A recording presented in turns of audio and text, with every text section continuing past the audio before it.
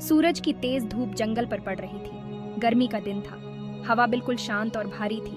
पेड़ों की पत्तियां झुकी हुई थी। नदी भी धीरे धीरे बह रही थी। जानवर छाया में लेटे हुए थे। वे थके हुए और गर्मी से परेशान थे। जंगल शांत था। आराम का समय था। बंदर पेड़ों पर सो रहे थे। हिरण ऊंची घास में एक साथ बैठे थे। एक मोर अपने पंख झुकाए बैठा था। यहाँ तक कि सांप भी गर्मी में चुपचाप पड़े थे। जंगल शाम की ठंडक का इंतजार कर रहा था। जैसे ही सूरज डूबने लगा, जंगल में हलचल हुई। हवा ठंडी होने लगी। एक हल्की हवा चली और पत्तियां हिलने लगी। जानवर अपनी नींद से जागे। दिन भर के बाद उन्हें भूख लगी थी। शिकार शुरू होने वाला था। भेड़ियों का एक झुंड अपनी मांद से निकला। उनका नेतृत्व अकीला नाम का एक मजबूत भेड़िया कर रहा था। वे चुपचाप झाड़ियों से गुजरे। उनकी आंखों में भूख चमक रही थी। उनमें से एक जवान भेड़िया था जिसका नाम दारुका था। दारुका ने हवा में सूंघा। उसे हिरण की गंध आई।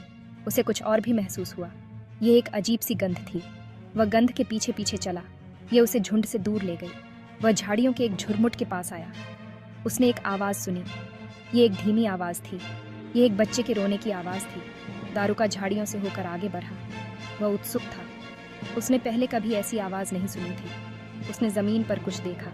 ये छोटा और भूरा था। वह करीब गया। उसने एक ह्यूमन बेबी को देखा। दारुका हैरान था। उसने पहले कभी इंसान नहीं देखा था। बच्चा छोटा और असहाय था। वह धीरे धीरे रो रहा था। उसे कुछ अजीब सा महसूस हुआ। ये रक्षा करने की भावना थी। वह बच्चे को अकेला नहीं छोड़ सकता था। उसने धीरे से बच्चे को अपने मुंह में उठा लिया।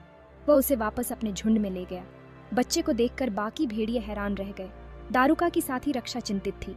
वह जानती थी कि इंसान खतरनाक होते हैं, लेकिन उसने दारुका की आंखों में भी देखा। वह बच्चे को रखने के लिए मान गई। भाग 5। एक माँ का प्यार। रक्षा एक निडर शिकारी थी। वह एक प्यारी माँ भी थी। उसने भेड़ियों के बच्चों को जन्म दिया था।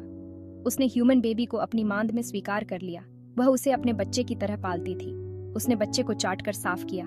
उसने उसे अपना दूध पिलाया। बच्चा रोना बंद कर दिया। वह सुरक्षित और गर्म महसूस कर रहा था। उसने बच्चे का नाम मोगली रखा। भेड़ियों के बच्चों ने मोगली को अपने भाई के रूप में स्वीकार कर लिया। वे मांद में साथ खेलते थे। वे गर्मी के लिए एक साथ लिपट जाते थे।